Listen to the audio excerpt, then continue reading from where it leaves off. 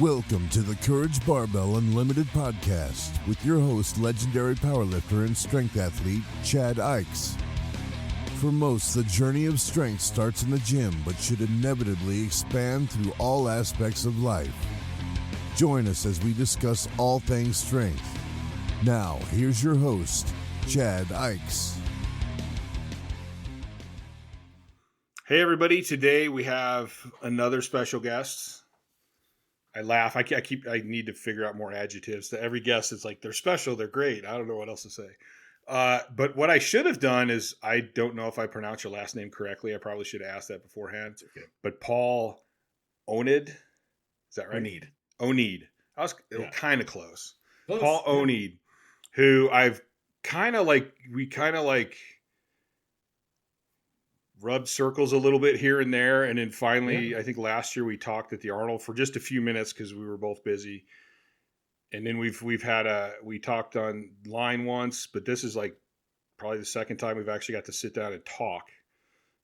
Hey, this is one of the reasons why I love podcasts so much. Like it's a great excuse to just sit across from somebody that you respect and have a great conversation about whatever comes up. And the number of people that I've made friends with over an hour and a half conversation, it's awesome. So I'm happy to be here. And you used special properly because I am like short bus kind of special. So hopefully people don't take I'm too much definitely offense that kind to of anything special. I say on the podcast.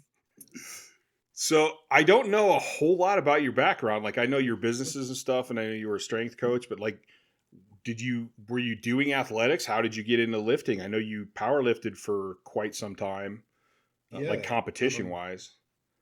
So I got into lifting for basketball, actually. So I played college basketball my freshman year. For people who don't know, I'm like 5'9" and a white person. So I a very skilled player, but just didn't have the physicality to compete at that level. And I just fell in love with training. Decided I didn't want to play basketball after my freshman year because I redshirted and knew I wasn't going to play. Then I decided to play football. So I played 2 years of football and unfortunately had to have knee surgery my second year. And it was during the rehab process for that where I really fell in love with lifting. And I was doing my bachelor's degree in kinesiology. Decided at that point, sports performance was where I wanted to take my career. So upon grad, I started working as a personal trainer. I started training some of the football players at our school. And upon graduation, did an internship with Joe DeFranco, did a couple other educational opportunities, and ended up at the University of South Florida with Ron McKeefery and the South Florida Bulls, working with their football, baseball, track, and soccer teams. And it was there where I was introduced to NCAA Division One. So, sorry, I should have mentioned I'm Canadian. So I moved from Ottawa, Ontario to Tampa, Florida. And while I was there, as a strength coach, I also did a master's degree in exercise science. Before finishing that degree, I actually got a full-time job to move up to Pittsburgh to Robert Morris University and work with Todd Hammer. So I worked with Todd for 2 years. I did another master's degree in sports management.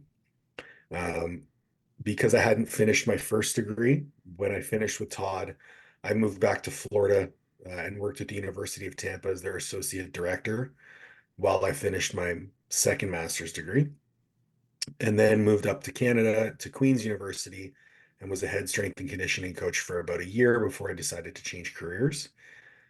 Worked in the private sector in disability rehabilitation, so working with individuals with mental and physical disabilities trying to return to work. It was during that time when I started coaching online and built my business to the point in 2021 where I was able to go out on my own and do this coaching thing full time. So as far as coaching, I've been coaching since 2007, but in terms of full-time remote coaching, I only went full-time in 2021. Now Master Athletic Performance has myself, my wife, and three other coaches, sorry, who work with us. I also run a mentorship program called the MAP Mentorship, where I've worked with 37 coaches on their businesses to try and scale and be able to get that dream career that they've always wanted. I also own Coach's Corner University, which is an education website geared towards providing a postgraduate education in all things coaching. And we're branching out into certification courses as well. So by the end of 2024, we should have between 7 to 10 certification courses in different uh, avenues, whether it be strongman, sleep, online coaching.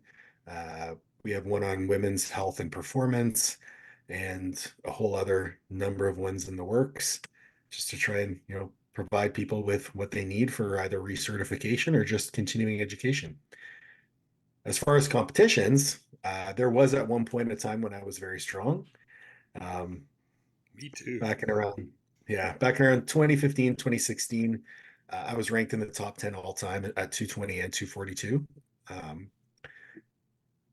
the growth of the sport is pretty crazy, so those numbers don't really hold up, but I've squatted over 800 in competition, totaled 1960 at 242 in knee wraps. And hopefully I'll be competing towards the end of the year this year, but I've taken a couple years off and I competed in a bodybuilding show and did a whole bunch of other things too. So feeling pretty cool. That's my story. I think that's being a person with drastic sleep issues. I go, damn, you got a lot of energy. Holy shit. That's a lot of stuff. And you were balancing a lot of stuff at the same time. I wouldn't call it balance at the time. Like Oh, I we're going didn't to have talk any, about that. I would call it yeah, balance. I didn't have a lot to do. All I was focused on was myself, my career. And when I think back to the times when, doing two master's degrees concurrently, working as a strength coach, all I did was eat, train, coach, sleep, and study. So it was very selfish. Um, balance wasn't Or something I was it? ever thought about. Pardon? I said, or was it? It was pretty selfish. Well, Listen, I you don't weren't think selfishness impacting is. anyone else's life. You weren't hurting anyone else's life. Oh, Chad, this is a philosophical conversation because I don't see selfishness as a bad thing. Well, I that's what think I'm saying. Like yeah. I think I wrote an article once on this, like, because I often say I think everyone should have a period in their life where they go 100% at one thing. Mhm. I mean, win, lose, or draw. You're going to learn so much about yourself, and you're going to be a better person. So to Yeah. me, now we're talking about definition of terms, where Hmm. a lot of But people it's important. assume the word selfish is negative, and like you said, Yeah. it's not really a bad word. It's not a bad thing, I think it's a great thing. and we learn from it. I think selfishness is I think selfishness is a virtue. And the reason people associate selfishness with negativity is because they associate being selfish with being hedonistic. Um, hedonistic being to be hedonic is to be in pursuit of pleasure. Mm-hmm. But that definition does not entail pleasure at the expense of others. And I think that's where the conflation lies. So when you say, I am selfish, you're in pursuit of gains to yourself. That doesn't mean that that is at the expense of other people. And I am a firm believer that you cannot pour from an empty cup. So when I met my wife, our first date was a 4 hour walk through downtown Toronto because That's it kind of was it awesome, was actually. it was a great date, but obviously it worked out pretty well for me. But like it was during COVID, so we couldn't go into any restaurants or anything like that. And one of the first things I said to her was, you know, I know a lot of people will say that they will put their partner first, but I won't. Because if I'm not okay, we aren't okay. Mm-hmm. And she totally got it. And that's part of the thing that started our relationship off on the right foot, and that I always want her to take care of herself first, because without her being on stable ground, we cannot be on stable ground. And I also can't help her if I'm not on stable ground. So the things that I believe that are selfish, I think coaching is selfish because I get so much joy from coaching. Mm-hmm. It is a self-motivated endeavor. Um, the work that I do with my mentees is selfish because it fills my cup to no end. Does it benefit other people? Absolutely. But if you take the uh, at the expense of others out of the common definition of selfish, selfishness benefits everybody. Because if you're taking care of yourself and I'm taking care of myself and Johnny's taking care of himself and Susie's taking care of herself, think about all the drains on the system that are completely eliminated. Mm-hmm. Think about all the social problems that are completely eliminated. And we can take this conversation further, and that some people are not able to take care of others. But let me ask you this. If some people are not able to take care of themselves, would it not behoove the community as a whole to help that person? Right. Absolutely. But they cannot help others unless they themselves are on stable footing, and that can't help happen without selfishness. So this is a conversation that I think is far reaching and can get quite political or emotionally charged. But I believe that at some point, most things are inherently selfish. Like no one is going to lay down, even someone who will martyr themselves does so for legacy, Mm-hmm. but legacy is self-motivated. Mm-hmm. See where I'm going with that? So here, this is interesting because I love. I think so many things. It's perspective. Absolutely. I agree with everything you're saying. Instead of saying you're selfish or your wife's selfish, for example, I would say you guys have a great symbiotic relationship. Yeah, for sure. And you being a coach saying that it's selfish for me because I get something from it, I go, I wouldn't rate that as selfish. I would relate that as a symbiotic relationship, and that's ideally that's how it is. If everybody walks away with something, Absolutely. because Yep. because I know you like it and I know it benefits you, and I totally agree. I there's nothing I get more emotional helping someone achieve their goal than I ever got achieving a world record. Oh, 100%. Well, not that I've ever achieved a world record, but I get what you're saying. Yeah, but so it's not really that I mean, you know, deep inside you're helping someone too, but that helping someone helps you. And ideally, I, that's just the best situation in my mind. I'll share with you a quote that I'm going to quote myself because I'm that Awesome. type of egotist. The highest purpose of service is serving the highest purpose in others. Yeah. And that is something that has been I was listening to a podcast with Jordan Peterson. He was talking about service. And one of the things that he spoke about was serving the highest purpose in others. And I was like, man, every time I help someone achieve the highest level of achievement for themselves, that lights me up so much. And if I can do that every day, which is, you know, I'm incredibly grateful that that's literally what I do every day. Yeah. That's a See, good life. I would say I like the quote: "The tide raises all ships." Yep. So I want to be the tide. One I of my want to raise favorite. everyone as high as we can possibly have capacity to be raised. I like that. Yeah, that's why I use that all the time. I actually use it in a team meeting with my coaches today because we're all in this together. Yeah. And I mean, if we take that type of approach, like we're all in this together, like we all have to do our parts, we all have to take care of ourselves, we all have to be selfish, but that doesn't mean that that selfishness cannot have benevolent ends. Right. So I really love language. I think language is incredibly fascinating. I learned very late in life how important the meanings I attach to the words that I use are Mm-hmm. in shaping the perspective with which I view the world. And ever since I've been able to choose my words more carefully, the world that I look at has changed. Mm-hmm. Even something as simple as we hear it all the time from our clients, I don't have time to do that. What if you just reframe that statement into, I'm sorry, I can't prioritize that right now? Mm-hmm. Completely different.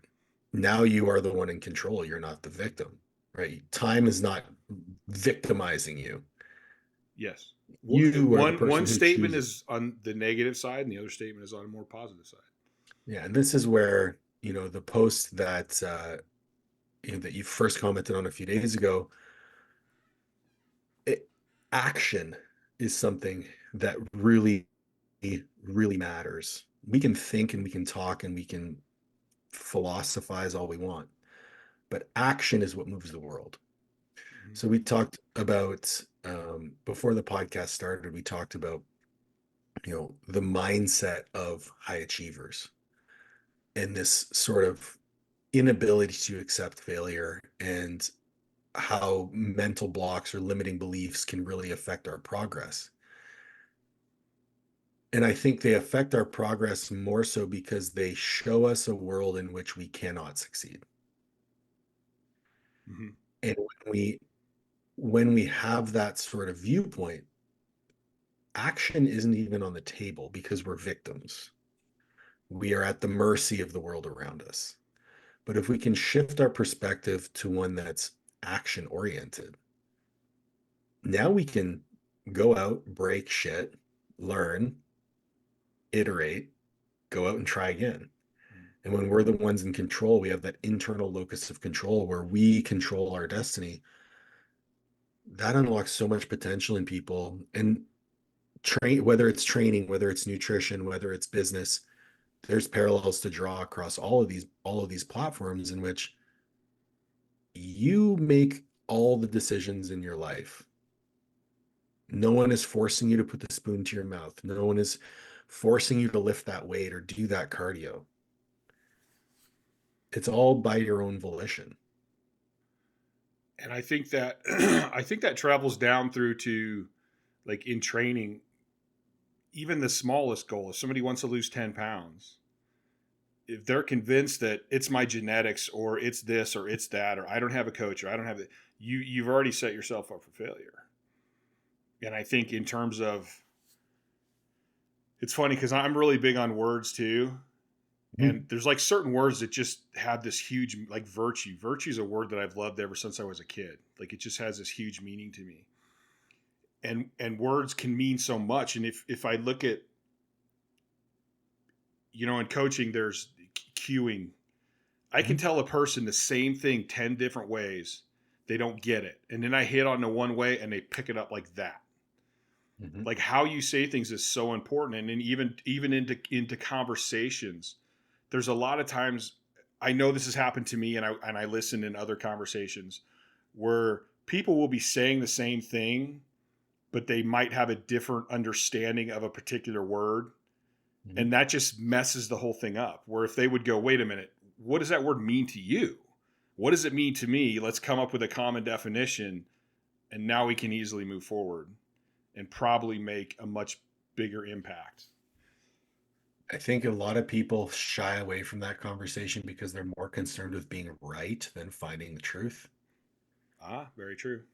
And I think that's perpetuated more and more these days in the social media space because people attach being right to having credibility. So Mm-hmm. if I was to admit that I was wrong about something, it would call into question the credibility of my knowledge. When in fact, admitting you were wrong to me is a very professional approach because it shows that you're open to learning and you're open to growth.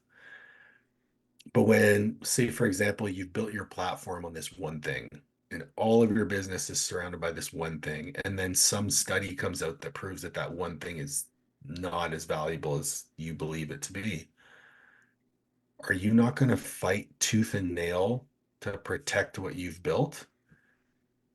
Personally, I wouldn't. I would pivot. But when you have this insecurity about the things that you believe and your credibility and such, I don't blame people for the way that they act. But when you're trying to be right, you can't have a productive conversation because if you're trying to be right, that means there's emotion attached to it.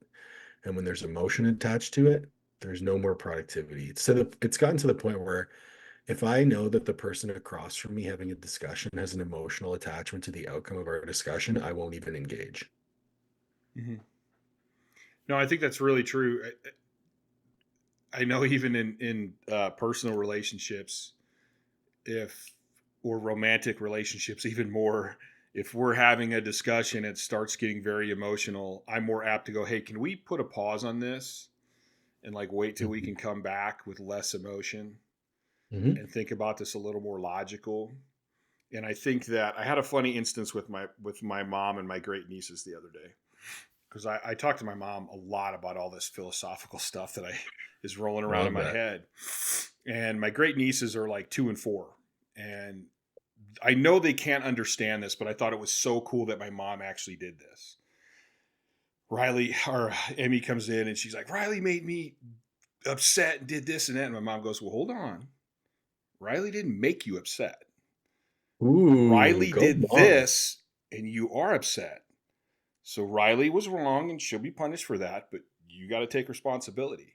And I was like, dude, I know that she's too young to totally get this, but I think Mhm. it's awesome that my mom is already working that in and like Go mom. kind of going a little subliminal of like, hey, don't let the world, not everyone is making this happen to you. Take responsibility, take that charge Love that. and If control I could yourself. high five your mom, I would high five her through the screen. Yeah. Did you have a this is like, did you have a bad 10 minutes or did you have a bad day? Yes. Or, I had a client the other day. She's like, yeah, working out at 6 a.m. doesn't work for me because I couldn't do it on this day. I'm like, does it not work for you or could you just not do it on that day? Mm-hmm. She's like, I see where you're going with this and I hate you for it. I was like, Yeah, I did an you know, Instagram post the other day where people like, man, I just want to go to bed and start over. And like I've actually said that in my past, and I thought, well, wait a minute, that's dumb. How does going to bed reset everything? Like especially for you, you don't sleep. I can take 5 minutes right now and clear my head of what happened. And I do the same thing in lifts. Like I'm notorious for missing a lift and then coming back and smashing it. Because I'm like, those lifts are not connected. That one I did. lift happened, the next lift's going to happen. They don't have to be tied together. What's the dumbest thing you've ever done in that regard? In the regard of Of like missing something and coming back and taking it. the dumbest thing I've ever done. Like to be unsuccessfully or successfully.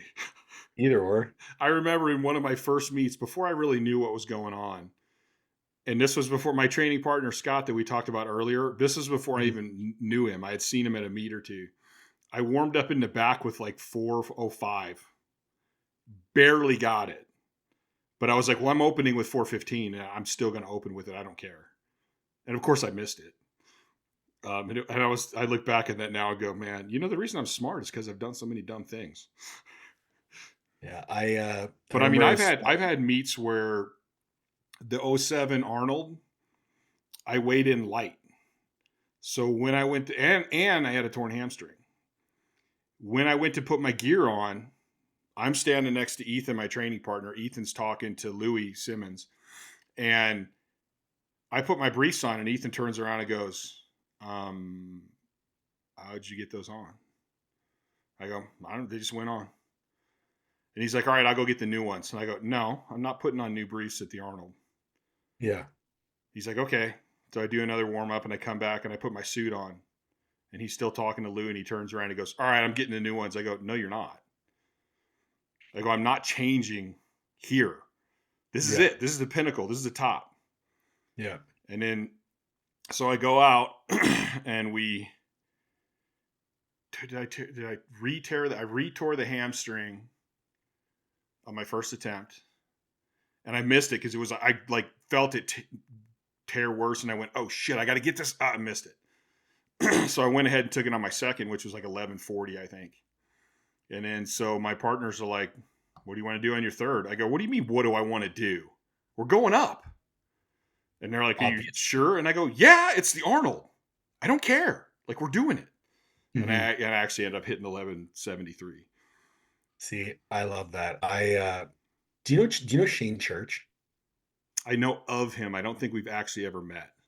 Okay, so Shane and I used to be training partners back when I was living in Canada, and I was training for the Arnold, and it was my heaviest squat was 815. I took it to the bottom and kind of just lost my balance forward and pitched it over my head. Mm-hmm. Mono caught it. Everyone was fine. I took my spotter through the back wall though, because I shot out and like, pushed him through the wall. Um, Ended up like herniating 2 discs in my neck. I walked outside, swore a lot, came back inside and hit the lift. Mm-hmm. And I was like, that was really stupid. Because then the next day I'm like this, like my shoulders all jacked up. I can't fucking move. Yeah. I'm like, yeah, but I squatted 815. It's all good. Yeah, but what did you learn from that lesson? That my neck has herniations in it now. You would have learned that even if you didn't take that last attempt. I learned honestly, I learned that there is a lot of motivation to be had um through frustration. I mean, frustration, there's so many things that can motivate you for positive reasons. Everything in my coaching brain tells me that that was a dumb decision. Mm-hmm. Um, but that's also the attempt that gave me the confidence to load 850 on the platform. So it's like, would I have been able to get to 850 had that not taken place? Probably not. Um, it also showed me that I'm a lot tougher than I thought I was. Mm-hmm. And you carry that forward through everything that you do. I'm, listen, without a barbell in my hands, I would not be where I am in my life. I would I I completely firmly agree. believe that. I I think back and like I was never a bad I was honestly a very good student. I just was very lazy. Um, I didn't want to go to university. When I got to university, I didn't know what I wanted to do. Then I find this metal thing that I can lift up and down, and all of a sudden I have purpose in my life. Mm-hmm. All of a sudden I have structure. All of a sudden I have discipline. All of a sudden I am this person that other people look up to. And now I get to use this metal thing that I lift up and down to inspire other people that help inspire other people. Powerlifting to me is the perfect lens through which to view life. Mm-hmm. Even just looking at a squat, you're sitting in the bottom with the weight that could literally kill you, but you stand up. The weight of the world on your shoulders and you stand up. I try to get my lifters, especially my competitive lifters, to be aware of the lessons they're learning because I'm the same way. I would say, without a doubt, there is no way I would be who I am without lifting. Mhm. And even one of the biggest points is, and I've told this story a bunch of times when I first started training conjugate, and everybody on my team went to shit like every 3 weeks. And then we'd have to back off, and then we'd start up, and we'd go good. And then went 3 weeks later, we went to shit. And I ended up talking to Dave Tate about it, and we ended up, there became a point where he's like, well, what do you think you should do? And I'm like, man, I think we're training too much. But I mean, that's against everything that everyone says. Everybody jumps to more, more, more, more. And I'm not against more. I'm just against what's the more. Again, defining the term. Yeah. And it came to the point where he goes, well, listen, you have two choices. You can go to the gym and beat yourself up, because that's what I did. That's how I dealt with all my anger issues. That was one of my first loves of lifting. Is the first time I lifted super heavy when I was a kid, I went, oh, I feel great. So I learned that when I got pissed off, I would go lift until I was exhausted and I felt awesome.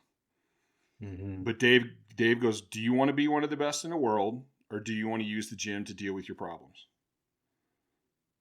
And that was like this huge, profound thing that set me on this path to eventually going, wait a minute, why do I have to be in the gym every day? Why the hell am I so pissed off? And I started digging inside myself, and then I continued to start seeing these lessons I was learning in the gym and training other people and helping other people and watching them. And it's like, man, the gym, there's so many life lessons in the gym that if we would just take the time to move them into the rest of our lives, we'll be way more successful. Yeah.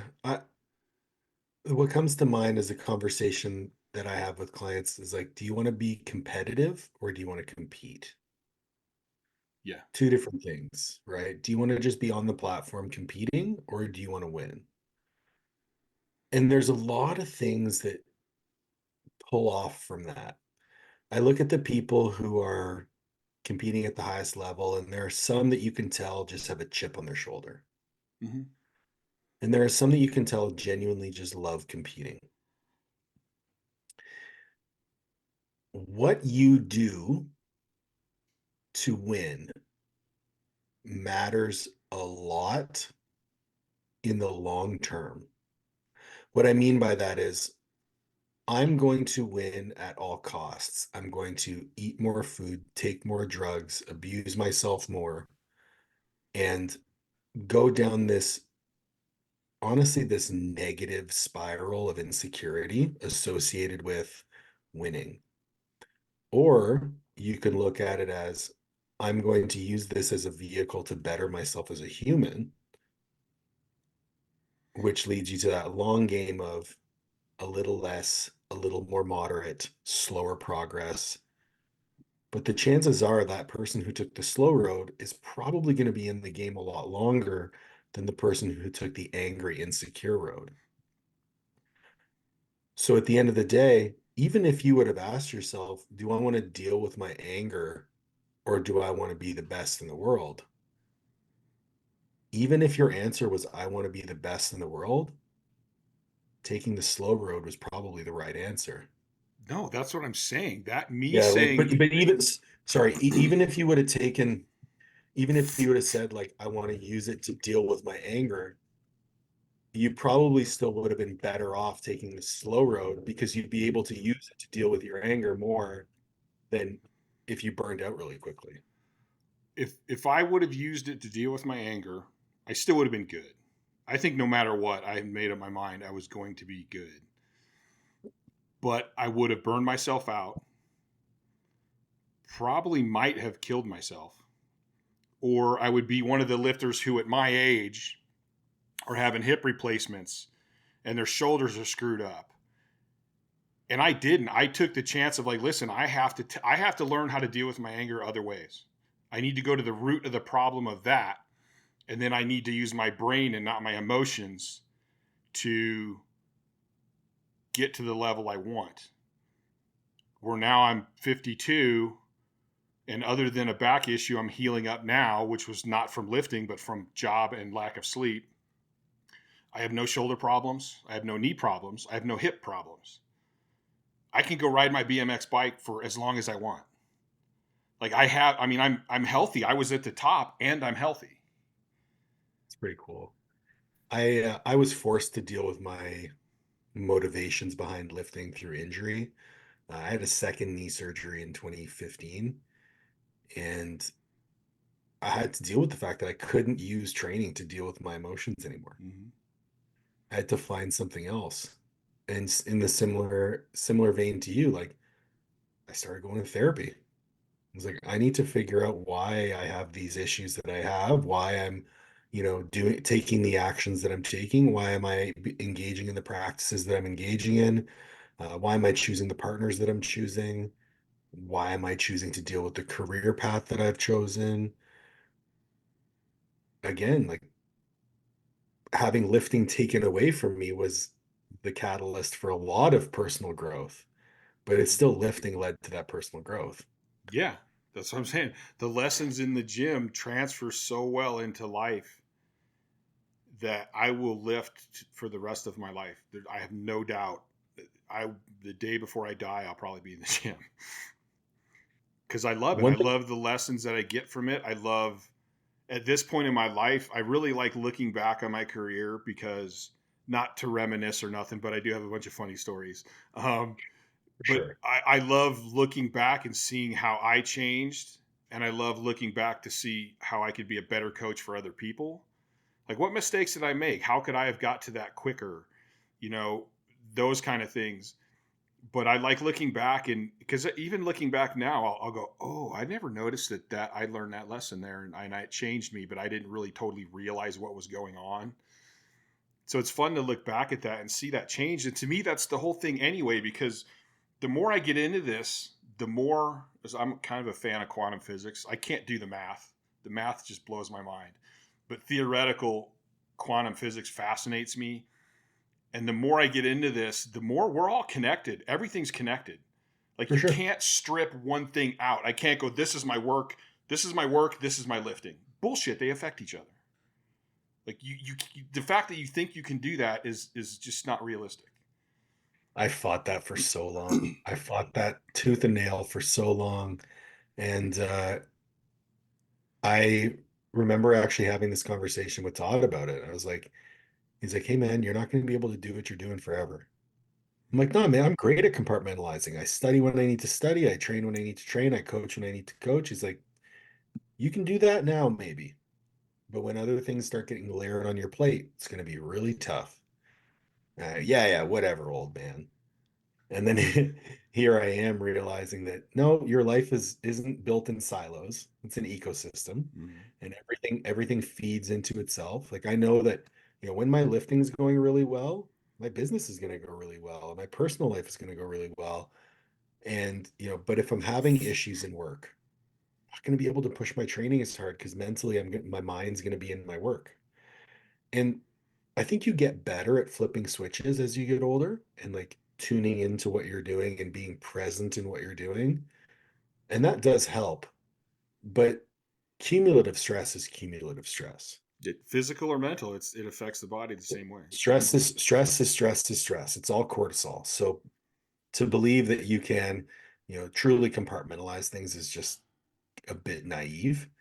Um, but what struck me as really interesting from what you were saying, the parallels between lifting and life.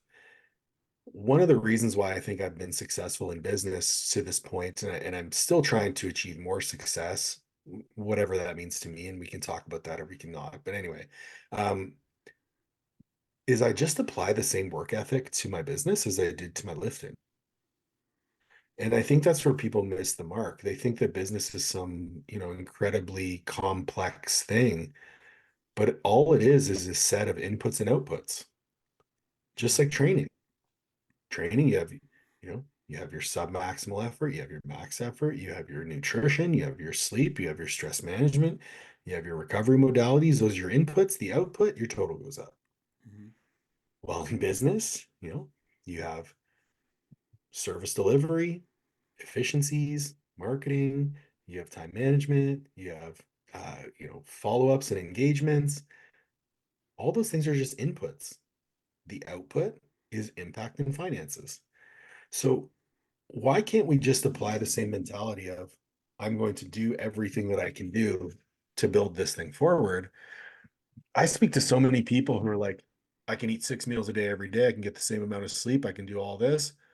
But fuck, man, building a business is so hard.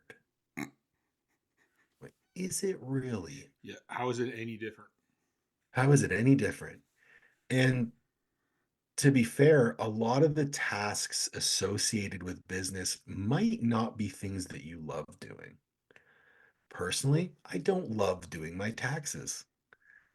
The prospect that I have to do work so that I can give someone else my money just doesn't jive with me, Mm-hmm. but it has to get done. Um, I know a lot of people who really struggle on the social media side. They just hate creating content. They don't enjoy it, but creating content allows them to reach more people. And if they're motivated by reaching and impacting others, there's no better way to reach a larger audience than social media. If you look at a post and you say you get 1,000 people viewed your post, when was the last time you sat in front of 1,000 people and gave a message? Mm-hmm. Or, oh man, Paul, I did an IG live the other day and only 11 people showed up. I'm like, motherfucker, when was the last time you sat in a room with 10 people listening to you? I've done actual seminars with less than 10 people. So have I. And That's a really good way to look at it, though. yeah, but it just, for me, like the reframe process is something that it's a superpower really because it completely changes your mindset about things. There's Perspective. always a positive perspective that you can see, yeah, that you can swing on things, right? Whether it's even the most mind-numbing tasks like taxes. It's like I could look at it as I have to do work to pay somebody, or I could look at it as I have to do work to make sure I pay that person as little as possible. Mm-hmm.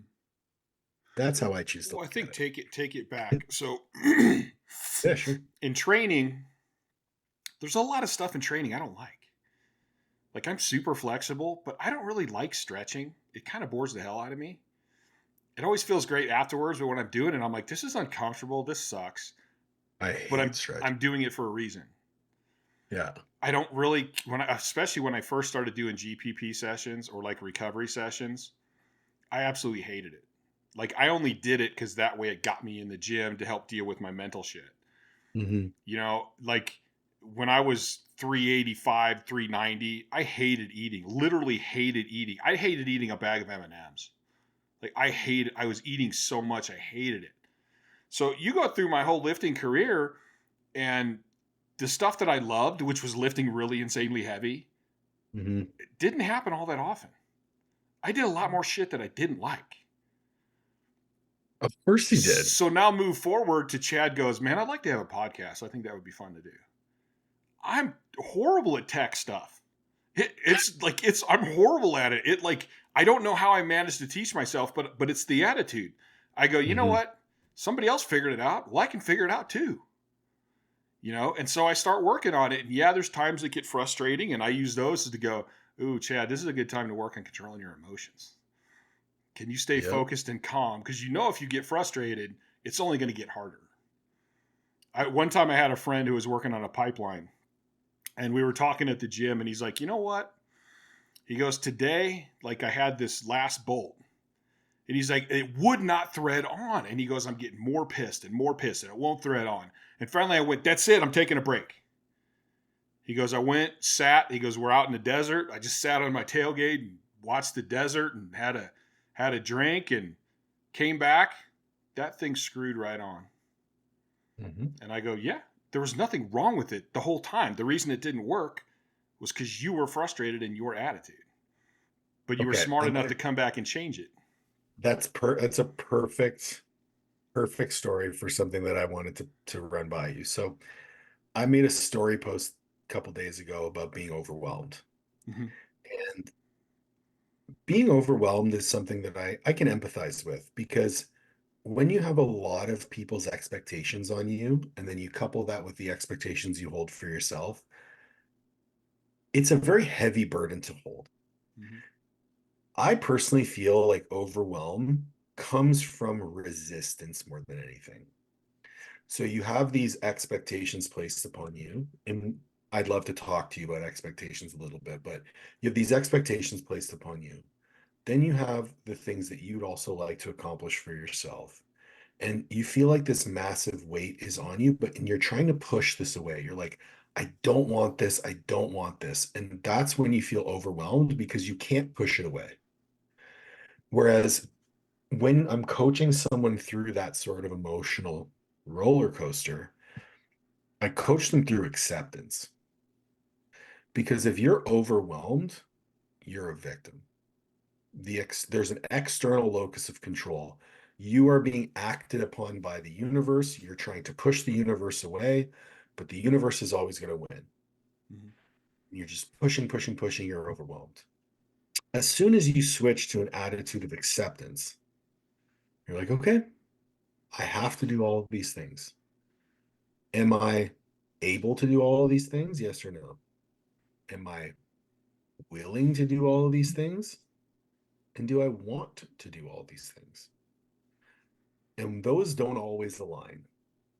But as soon as you accept the situation, which your buddy did, he's like, I accepted the fact that this is going to be a tough bolt. I'm no longer angry. I'm going to go back to it. All of a sudden it threads. And I think that's the perfect analogy for how we deal with overwhelm. As soon as we accept life situations, things just seem to flow a lot easier. Well, I think it takes out the emotional aspect of it, and you just start looking at it logically and go, "Well, this is it. This is."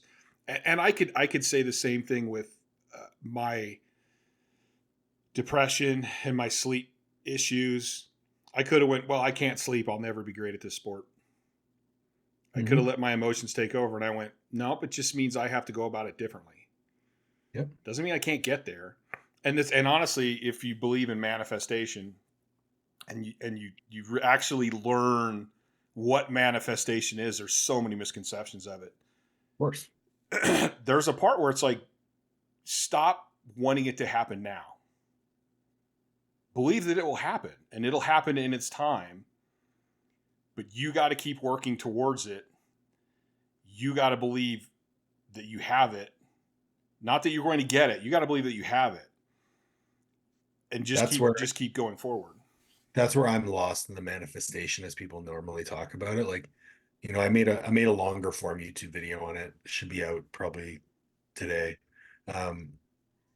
Because people will talk about manifestation. They're like, I'm manifesting this. I made a vision board. They get on their knees, they jerk off to their vision board, and they're like, yeah, fucking right. And I'm like, you're missing the point. The point of manifestation is that you believe that you're going to achieve these things through the effort you put forth. Well, honestly, it's not even believing that you're going to get it, because if you put out in the universe, hey, I want this, you're telling the universe you don't have it. So you have to kind of believe that I have this. I already have this, but I'm gonna show the universe by keeping to work towards it and keeping that mindset. Capacity. Yeah, I'm believing in the fact that you have the capacity to achieve these things, but the capacity to achieve these things only happens through work, and that work is the step that people miss. Yes. They'll just believe and believe and believe and worship this thing and look at it and be like, but how have your behaviors changed? And How have your daily habits changed? Really all about the law of attraction. And if you're not working towards it, then you're not attracting it. Like you have to keep putting in the work. It's not just going to happen. Because the universe, and this is a weird thing to say, and it's all kind of like hippie spiritual. If I'm not doing the work, then the universe is like, well, he doesn't want it. Like he's saying he wants it, but he doesn't really want it. And I think that goes with matching the energy from your mind and your heart. And if you're not working and doing things for it, those two their energy's not going to line up. Yeah, I can get behind that. I can get behind the less woo-woo part of that. Yeah.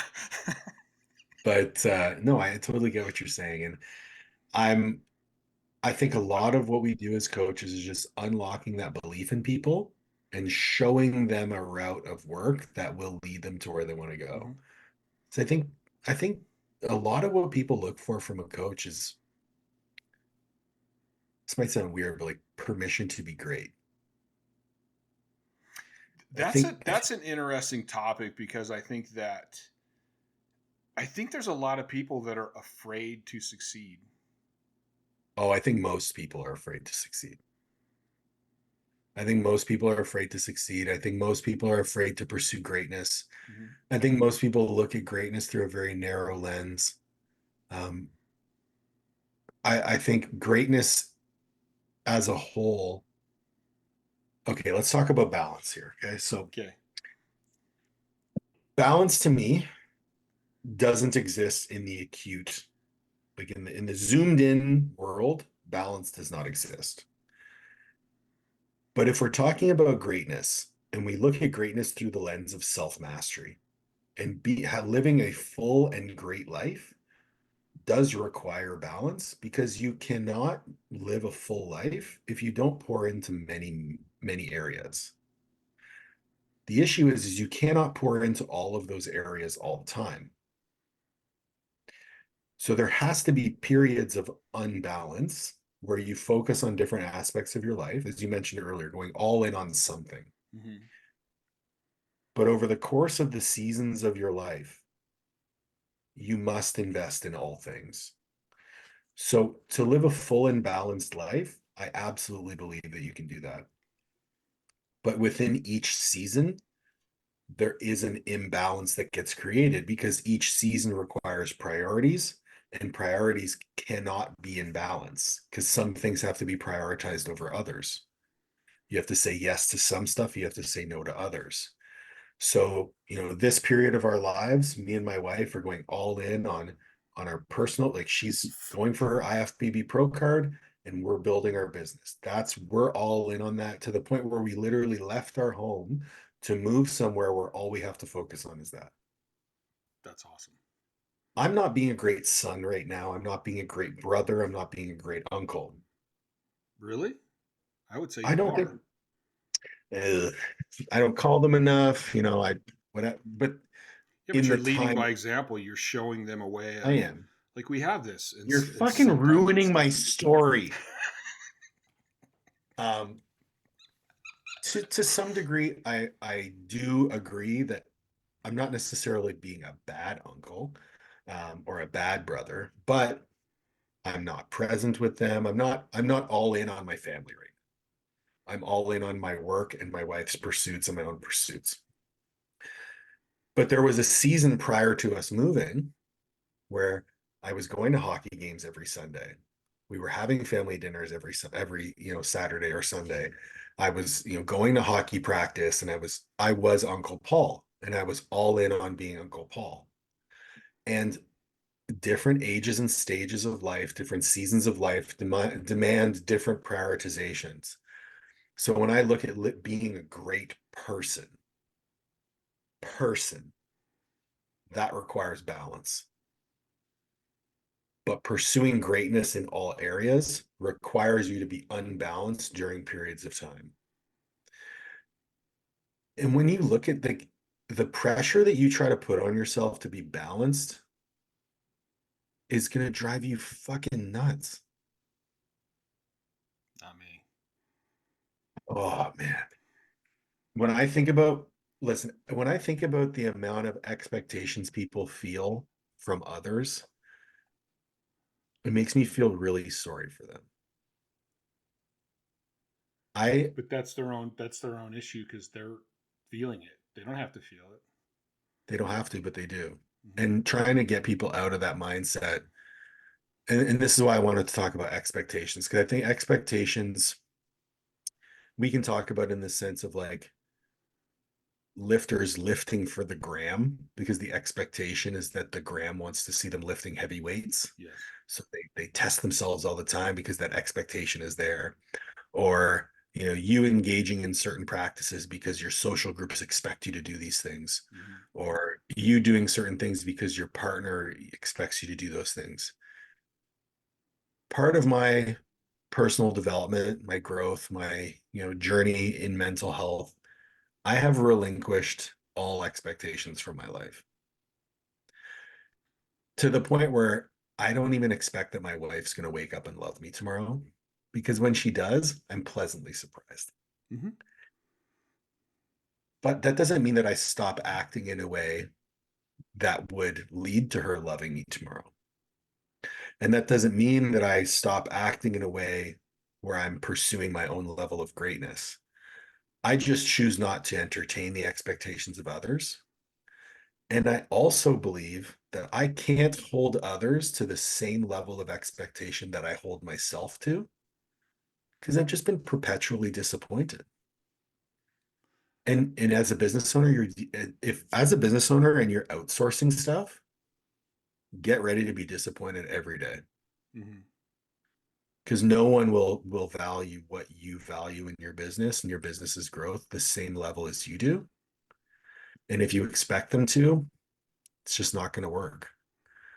So you have to just keep doing what you're doing, relinquish the expectations, be forthcoming with what you like, and whatever comes back to you, just be pleasantly surprised by it. I think that's a good philosophy. I mean, you still have to have goals, and it's just kind of like living in the present, but still Exactly. having Yes. goals for the future. And go, I don't know what's going to happen. This is what I'm going to work towards, and we're going to see where we get. It's kind of like there was a point where my goal was the all-time total. I got close. I got really close. Um, but I also went over the deep end trying to hit it. And if I would have kept going, my depression, I would have killed myself. My depression was getting worse and worse, and I was training harder and harder. And do I look back now and go, well, that was your main goal, Chad, was to hit the all-time total, so you weren't successful? No, hell no. I was Yeah. very successful. Like Oh I'm yeah, you are. I'm extremely proud of what I did. But it also doesn't mean what you think it means when you're going for it. It's kind of like hitting a world record. When you hit a world record, you kind of go, huh, That's cool. What's the next one? And I don't know what I expected it to be, but I do remember the first time I hit one going, cool. All right. What's next?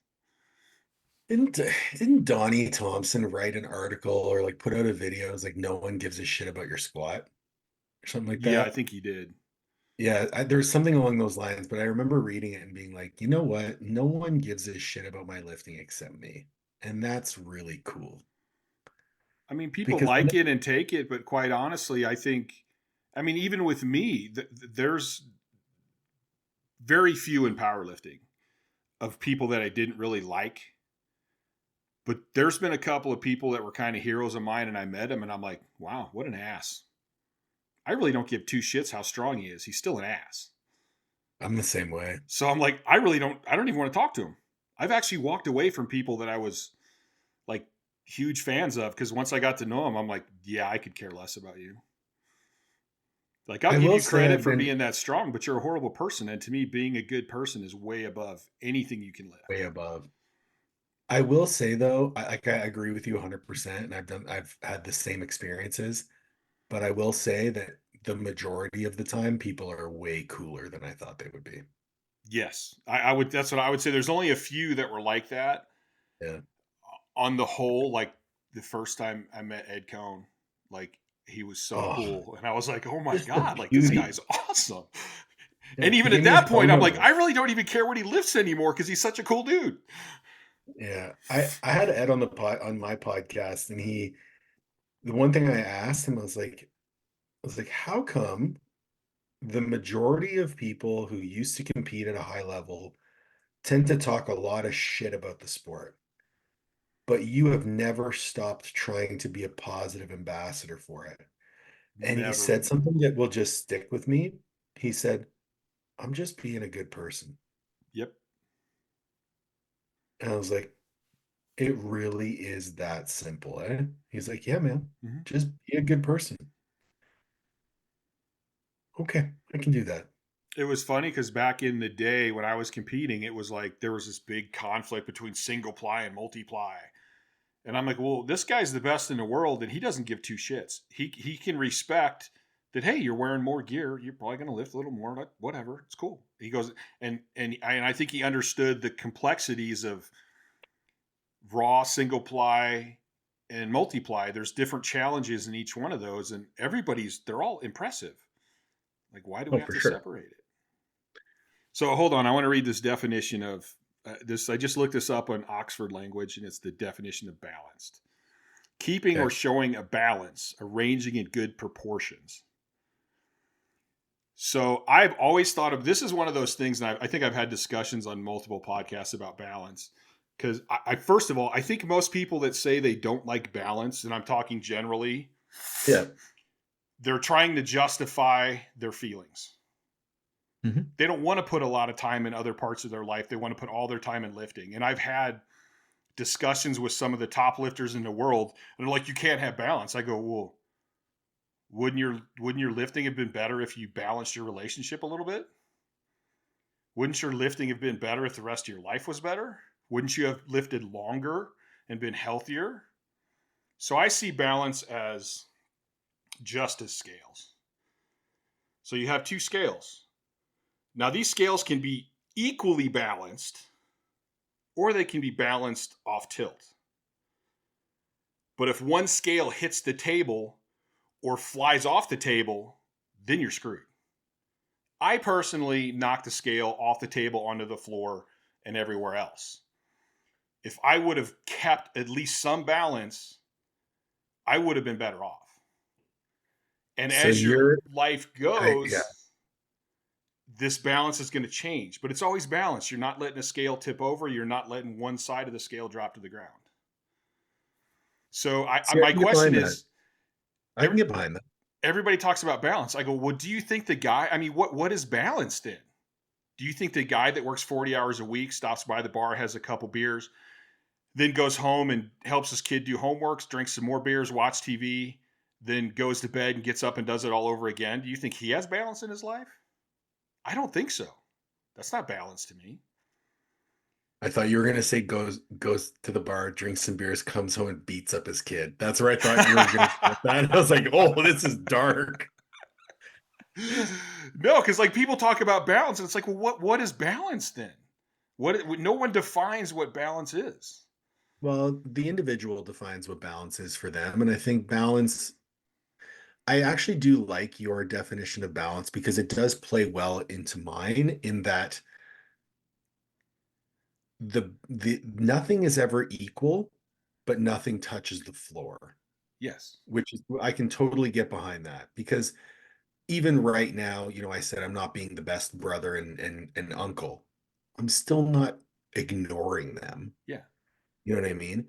Um, or there was time and I too have knocked the scale off the ground, off the table onto the ground, smashed it with a sledgehammer. I've done that.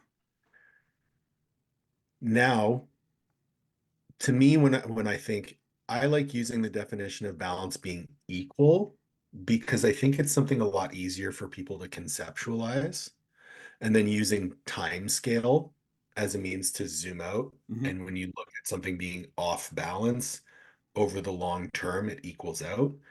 But I do completely agree because I can tell you, like, I've been in situations where my relationship completely ruined my life. Mm-hmm.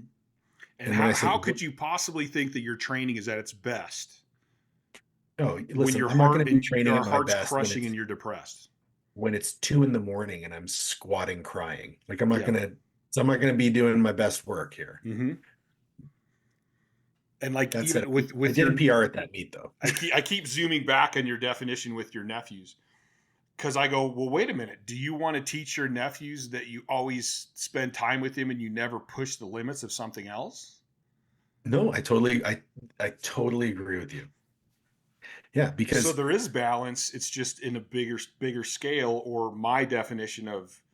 yep, yep. I look at balance in the big picture, like very long duration, I mean, I big see picture. I see your nephew being 20 years old and going, "Hey, Uncle Paul, man, I'm not going to see you much because I'm going to try to get this business started." And I see you going, "That's awesome, man. If you need any help, call me." Yeah, fucking right. And being He wants proud. And this goes back to the being selfish thing. exactly. Being proud that he's going to do that because he saw you do it. Well, you could even, in that same breath, you could even take parenting. I know a lot of people are like, parenting is a benevolent act. No, it's fucking not. Because if you don't invest into that kid, you're fucked later in life. Yeah, So you better play the long game and you better give to that kid, yeah. or else he or she is not going to take, he or she or them is not going to take care of you later in life. And how much pride do you take? How much pride do parents take in their kid being successful? And that's There you go, selfish. man. 100%. 100%. So again, it all I go back to this whole quantum, everything starts as energy and it's Mhm. waves. So it's up and downs. What on earth makes us think we're going to find a perfect balance or that thing's always going to be good? Like the base form of the universe is waves. It just makes sense that our lives are going to be waves too. Oh, yeah, I can totally get behind that. I think what's what's really funny is life has a way. The quote I heard was life happens at the speed of life. Mhm. And that kind of hit me because life never stops. Time never stops. We can't stop time, we can't slow it down, but time is all we have. And learning to be present, learning to recognize that your feet are on the ground where they are, and that's where they're supposed to be, to me gives me a feeling. And it's just a feeling. It gives me a feeling that I own my time. Mhm. And that has unlocked a lot of potential within me to achieve great things. I would not, and I did not have this when I was at my most unbalanced, Mhm. right? When that scale was on the floor getting smashed with a sledgehammer, I had no idea where my feet were. And as soon as I got the ability or learned the ability to be where I am, all of a sudden my life changed. And I don't know whether my life changed because it actually changed or it changed just because of the way I was looking at it. Well, to me, they're both change. Either way, it's change. Yeah, for sure. There's I'm not really one for the wow, the word slipped my mind. Um, like when you're talking, hey, I'm a beautiful person. Hey, people love me. Oh, And affirmations. I'm not a big one for affirmations because kind of like you, it's like, okay, well, you said the words, but now do the work. But there is one affirmation that I did a post about, and I won't bother everybody with the story, but basically it's just saying, thank you for everything, and I have no complaints. And to me, that affirmation, it kind of makes me smile every time I say it because it basically reminds me of what you just said. Mhm. It's like, thank you for everything. Where I'm at right now in this very second, I'm good. Pretty cool, man. Like I'm on a podcast, I'm talking to my friend, everything's Yeah. good.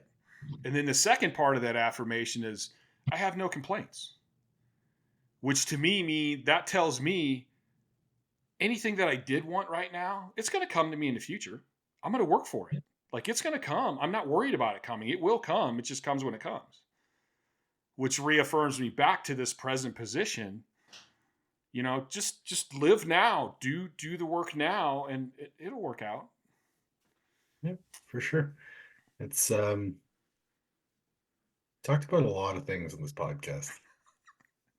Yeah, Yeah, these are the best ones though. I still remember, like with the WPO, you know, we would come in a couple days early. We'd all be in the hotel. I remember sitting in the lobby talking with guys, and it's just such a for me going to a commercial gym is almost painful because I just see all this and I'm like, man, what are these people like? I mean, if you're gonna do it, try to be good at it. Like, why aren't you people trying to be good at it? So even with the underground strength sessions at Elite, sometimes I would just sit there and smile because like everywhere I look, it's people doing things, and even if I don't agree with them, I know that they're doing it for a purpose, and I know it works for them. Yeah, they're trying to be their best. So when we're sitting around and we're talking, telling stories and talking training and stuff, and it would be like somebody could say, "Yeah, I'm doing this right now," and I could be, you know what, I tried that, didn't really work, but maybe it didn't work at that time, or maybe it wasn't there. But I know you're one of the best in the world, so I'm going to remember that. Or they would say something, and I'm like, you know what, I had never tried that. I'm going to try that. And nobody was like, this is the way you do it. Everybody was like, well, here's what I'm doing, and it's working for me. Well, what I found is that actual conversations in real life are exactly like that. Mm-hmm. The conversations that are like, this is right, that's wrong, fuck this, fuck you, that's on the internet. The internet is not a real place. Yes. But that's when I started this podcast. I go, I really want it to be like, sometimes I feel like I'm lazy because I don't do a whole bunch of research before it. I always try to do some sort of research, but I go, I don't want to do research. I want to just sit down and talk because I feel like I learned the most. I don't feel like I learned the most reading books. I don't feel like I learned the most watching videos. I feel like I learned the best stuff just hanging out with other top lifters and talking. Me too. Like that was the real stuff. That was like, I don't give a crap if you have a study. This person, and that's one of my problems with all the people right now. This is it. This is where like I literally have had. I literally saw people bag on somebody's program when that guy is one of the best strength athletes in the world, or this Happens massive, all huge the time. bodybuilder, and I'm like, how can you tell me it doesn't work when I'm looking at a person that it worked for? Like anybody with any logic in their brain has got to go, wait a minute. That guy does Well, it and because he's there's always huge. an excuse, right? It's like, oh well, he took more drugs or he had better Yeah. genetics or whatever. It's like, no, evidence is evidence. Mm-hmm. Just because it's happened in a study, anecdotal evidence is still evidence. And I And I'll, have, I'll even take it further. Like I'm going to full on nerd on you a little bit here because this is something that irks me to no end. Listen, I have 2 master's degrees. I know how to read fucking research. You know what research gets presented in the results? The averages. So if you have a study that says XYZ causes ABC, it only caused ABC for a percentage of the population in that study. Mm-hmm. There were people who had bad results. There were people who had better results. The average is what they're presenting you. So when you say, lengthened position causes more hypertrophy, it's like on average. But if I only train in the shortened range, does that mean that I get no hypertrophy? No, it doesn't, because there's studies that show shortened range causes hypertrophy. And and this is why I made that post yesterday. I was like, if someone talks in absolutes, if someone is not open to alternate viewpoints, if someone silences discourse, and if someone, attaches emotion to their opinion, it's not someone you want to be talking to. Mm-hmm. So when I see posts like that, I'll never be one to participate in call out culture or reaction videos or things like that, because I don't believe that negativity solves any of our problems. But I do believe that that's motivation for me to continue putting out a good message, Mm-hmm. to continue to show people that there is other ways of doing things and that there's no right and wrong. There's only context. And if there's one thing that I'm remembered for within the realm of education, it's that I presented the whole picture. Right. That's what I want. I have with my sleep and my depression, which actually kind of going back to what we talked about earlier is really a gift for me. I mean, yes, it makes my life suck. Yeah, I got to deal with a lot of shit. But like when I had my team and we were training heavy, you would come in and everybody would start asking questions, and Mm-hmm. we're trying to ask to see how they're feeling. Like, hey, how's your appetite? You been eating good? Hey, how you been sleeping? How's your sense of well-being? You feel good? Do you feel bad? Like, have you been stretching? How's your stretching going? And it's all just trying to find out their level of readiness. Yeah. Or their level of overtraining, however you want to say it. But I found out very quickly that when they start going, man, my sleep got a little restless. Like I fell asleep quick, but I woke up within like 10 minutes and then I'd flopping and turning all night long. I'd be like, all right, you're not trained until you get a good night of sleep. And what I realized over time is like their bad sleep is my good sleep. And if I could get them to back off training and get their sleep back on track, they wouldn't go down this rabbit hole. Like we talked about my insomnia earlier. One of the triggers I found for my insomnia was overtraining. If I didn't overtrain, I don't have insomnia. But my sleep is already bad. So when I start overtraining, it keeps declining. Mm-hmm. And I found that if this gave me suffering, allowed me the knowledge and understanding because of the perspective it gave me to see this in other people. Suffering is learning very quickly. And the same thing when I first came out with my depression and I first wrote about it and I thought I was going to lose my sponsors and everything. I got this great positive response. Of course. And I went, holy shit, like this isn't a negative thing. I suffer here, but I have the power to talk about it. Like I can help people. Absolutely. So my suffering, it kind of selfishly, this justifies my suffering to myself because I can help people because of it. So it makes it easier for me to deal with. It's funny how when we are faced with personal challenges, one of the easiest solutions to turn around our perception is to help others. Mm-hmm. That's one of the biggest things that you can do to improve your life. Even if you have no idea what to do, you feel like complete garbage, whether you're dealing with anxiety, depression, whatever. If you go pour into other people, all of a sudden things start to improve. I've actually seen, I'm not a big study guy because I've had enough schooling to know that you can tweak a study in a lot of different ways. Oh yeah. But I have seen some people that have done studies on happiness. And one of the things that keeps coming up is the happiest people are generally people that help other people. Mm-hmm. And I think there's a lot of truth to that. Well, I think you're helping a lot of people, man. I do. And that's it's like, we talk about It's hard though, obviously. because like you Go ahead. said, you sometimes you look at, and I don't remember if this was on a podcast or before, but you look at your thing and you're like, oh man, I did that live thing and only 10 people watched. And like, this is another funny thing about my depression and stuff. And this is where I started what I was going to ask. When my depression is bad, I really, really have to work hard to keep my attitude. Cause I'll be Mhm. like, man, I watch the internet, everybody follows all these idiots who just bitch about everyone else. And I go, I know all these guys that are really great and they have hardly any followers. That's it. This is stupid. I'm wasting my time.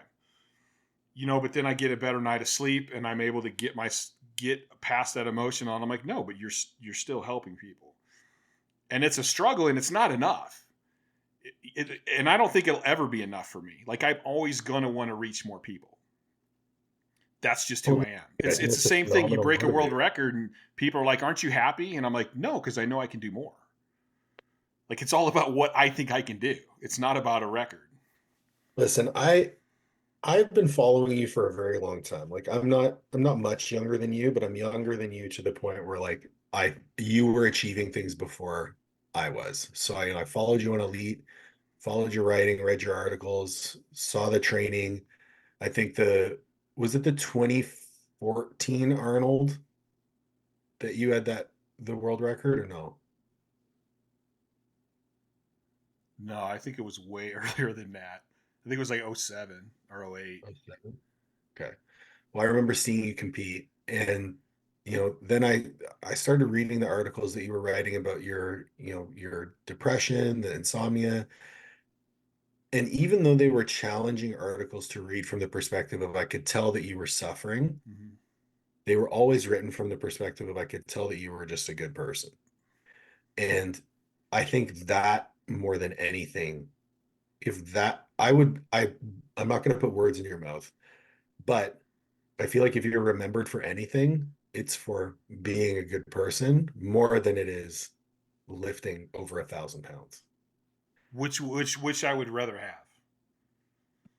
Of I would rather course. have people go, "Ah, man, Chad's a good guy, and that dude was Yeah. strong as shit," than to have him go, "Chad was strong as shit. Oh yeah, and he was a good guy." Yeah, exactly. Yeah. I don't think anyone's going to remember me for my lifting, and that's totally okay. It was actually funny when I was talking to Ed. He's like, people know you as a coach more than a lifter. And I was like, well, that happened without my permission, but okay. Um, and that's honestly, it's totally okay because lifting's for me.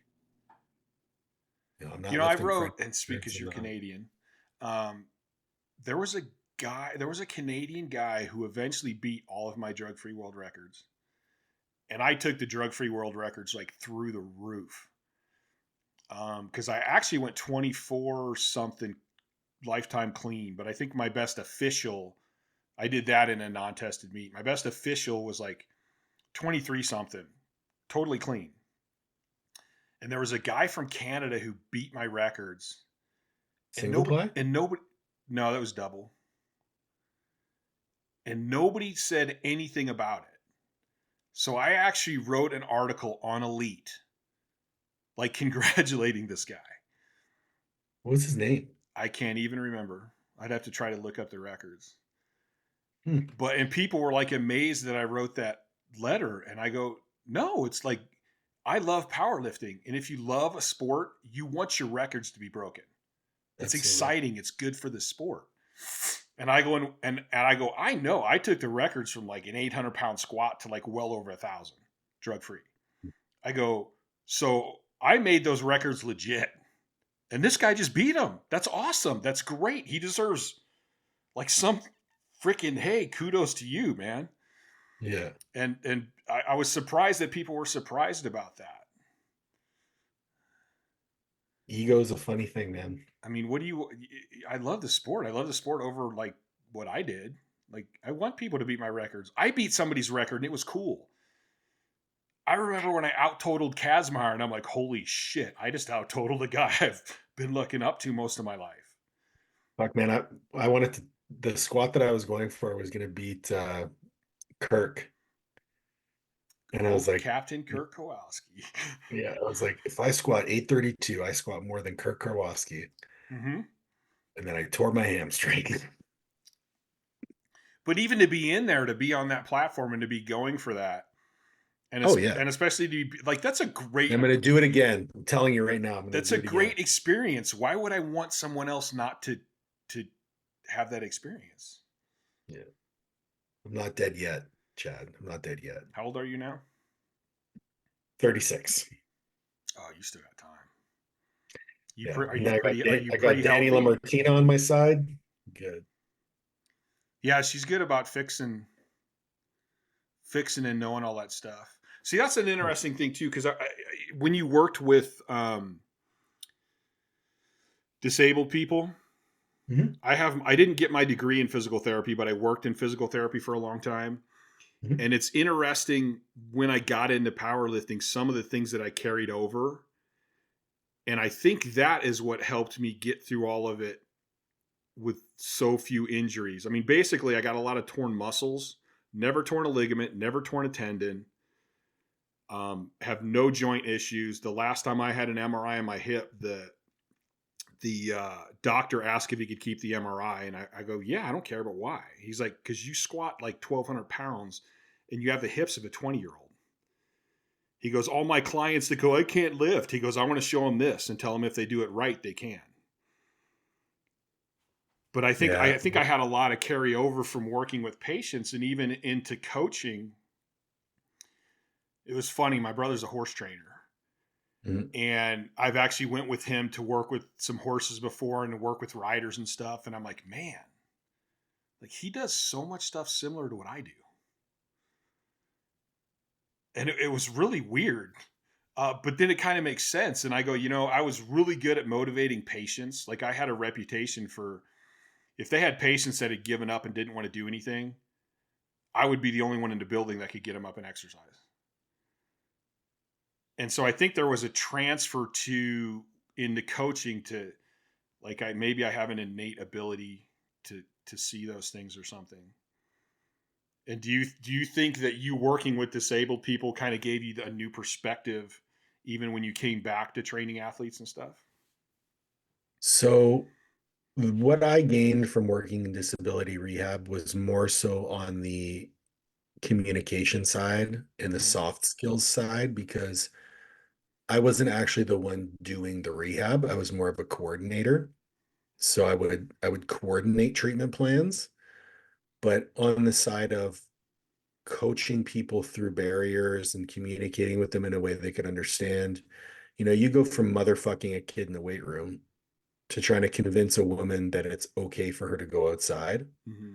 and that walking to the mailbox is a win for her that day.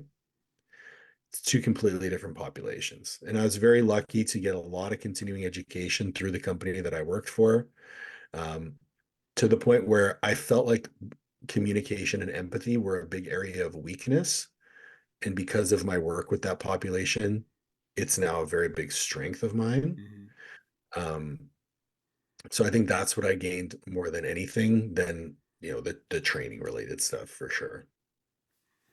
I think that though that's one of the problems I have with a lot of the studies and statistics. And I was reading one study about volume the other day, and in it said we used advanced lifters, and then later in the study it said the average squat was 315, and I'm like, when did a 315 squat become an advanced lifter? Bro, that's like the top 1% of the population. Really, 315? Wow. But I think like I tend to get deeper and deeper into the mental side of everything. And I mean, I've researched placebo studies, and I mean, Mhm. there are some medical placebo studies where like 70% of the people that got the real pill saw results, and 69% of the placebo study Oh, saw for sure. results. Yeah. So I'm like, you can give me all these studies, and like you said, it's averages. I'm like, you can give me all these studies, but like when they go, this is the right way, the study says this, like it drives me nuts, because I'm like, no, you have to, it depends on the person. And it depends on the genetics of the person. Even like, if you go back to the Eastern Bloc stuff, there's certain ones that they picked these genetic children out. And if you're not a genetic person and you want to run a program that's designed for the genetic top, it's probably not going to work for you. Well, even then, they also chose programs that weeded out weakness. Yes. So the only people that were able to complete it were the genetically gifted and the ones who could complete it. Yes. So it's like a attrition, basically. Mm-hmm. I don't mean to be rude, but I do have a hard stop. I got to get ready for another meeting. I really enjoyed being on this podcast. Quickly, give me where people can follow you. Yeah, for sure. So you can reach me on Instagram at Paul Oneid, or www.masterathletic.com or www.coachescorneru.com. Anything related to coaching, mentorship, education, you can find all that on my Instagram and my link tree. So yeah, I was going to say, just follow him on Instagram and then go to his link tree. He posts a ton of cool shit on Instagram that I really enjoy. And Paul, thank you so much for being on. It was awesome. I would love to have you back again, because I think we could probably talk for hours past this. Yeah, man. And I think it's good stuff for people to hear. I'm glad I got to spend Valentine's Day with you. Yes, that's true. Oh, this is Valentine's Day. This is my highlight of my day now. Definitely. There you go. All right, brother. Have a great one. Thanks for being on. Thank you.